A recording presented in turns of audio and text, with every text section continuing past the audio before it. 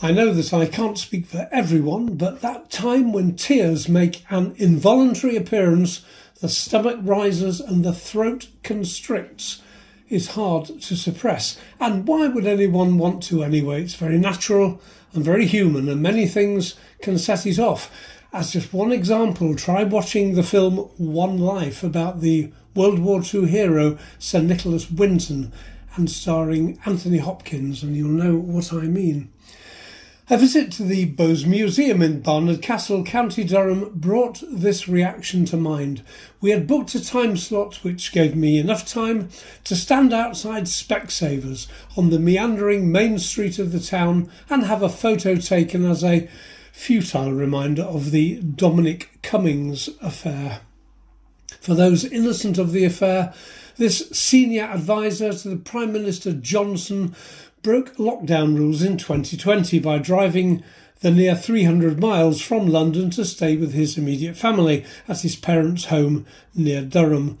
He misjudged the wakefulness of the local populace who spotted and photographed him in Barnard Castle and tried to cover his tracks by saying he had visited the town to test his eyesight before driving back to London, a national disgrace at the time which piled more trouble on an already beleaguered government. Mostly everyone else in the country was doing their bit, so why couldn't he?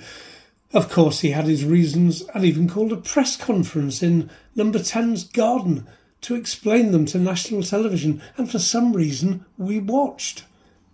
Back to the Bowes Museum, a French Empire-style building purpose-built as an art gallery in the late 19th century by John Bowes and his French wife, to whom money was no object.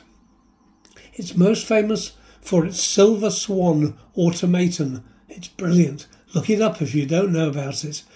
Made even more brilliant by the fact it was made in the late 18th century. If it had been made last year, the design and manufacturing team would have been nominated for prizes. Its walls are also lined with many excellent paintings from across the ages to the present day, all very rewarding to view and marvel at the artist's skill, care, love and attention to detail. My efforts at painting pale into insignificance comparatively, even though I do have to say that the afternoon sky over the Malvern Hills, which I painted a few years ago, is as near to perfection as I am likely to achieve. It won't be appearing on the walls of the Bowes Museum, though, inevitably. Nevertheless, I didn't find the gallery's consummate works of art did it for me. My heart didn't beat any faster, no tears sprang to my eyes.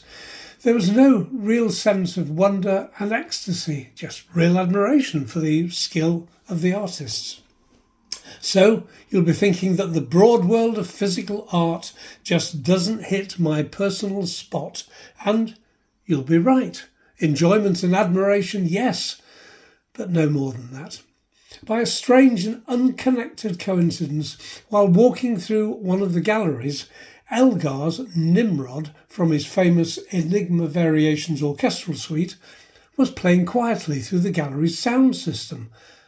I made a sharp intake of breath, and the telltale signs of being truly affected by something made themselves instantly known. Paintings or sculpture never do that to me. I can even remember back in my youth when the Kinks brought out a new single or an album, what sheer shining joy I felt in my heart. And these new releases, fortunately, always appeared on the promised dates, and I arrived at my local record shop to collect my trophies. Joys that I was fortunate to find in my life. So, it's music that does it for me mainly. No other art form comes anywhere near, nor, I suppose, ever will. The experience of singing in a choir can have the same effect. Whilst being aware that emotions have to be kept in check while singing, I have been very near the edge sometimes, singing with multiple other harmony lines on pieces such as Morton Lauridsen's O Magnum Mysterium or Stanford's Beati Quorum Via, with the layered sounds ringing around the vast space of a cathedral before fading to silence, maybe an echo of heaven to many, and very, very affecting, and certainly something that is guaranteed to turn me on.